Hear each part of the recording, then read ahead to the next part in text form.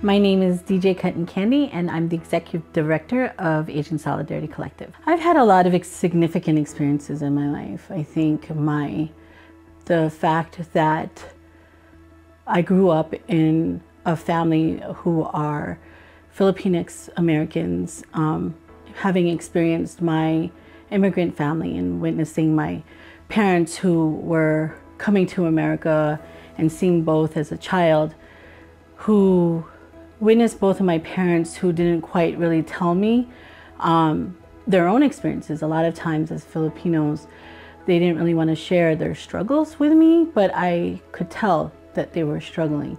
So I think those influences with my mother and my father's experience, I think seeing my father struggle throughout cancer, I think seeing that really taught me how to be a better caregiver to people and have compassion and love and care. The first people in my life that I looked up to are, of course, like my grandmother. And because she raised me, she was the one who I looked to whenever I felt like I needed someone. She was the one that literally raised me when my mother was always working. A lot of times I doubted myself that I didn't feel heard enough.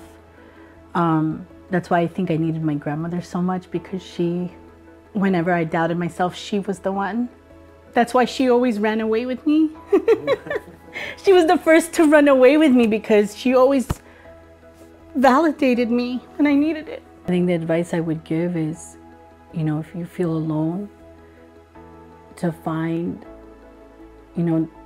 sometimes you don't even find it in your own families. You find it with extended families, your friendships, your loved ones that are around you. Embrace yourself with folks who do care, because you find family all around you with friends and people that care for you. Right now I don't live around my mother or my grandmother's no longer here with me, fortunately.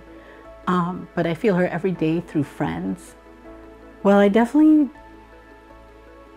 don't want my legacy to be about my accomplishments per se. A lot of times people let their legacies just be on their accomplishments. Oftentimes that's what people make it to be. A lot of times people talk about like my past accomplishments when I used to do DJ competitions, which I used to do, and that's great, and I'm not erasing that. A lot of times we're like, oh, Kandi, we miss you doing this, and we miss you doing this competition, and that's a great part of my past.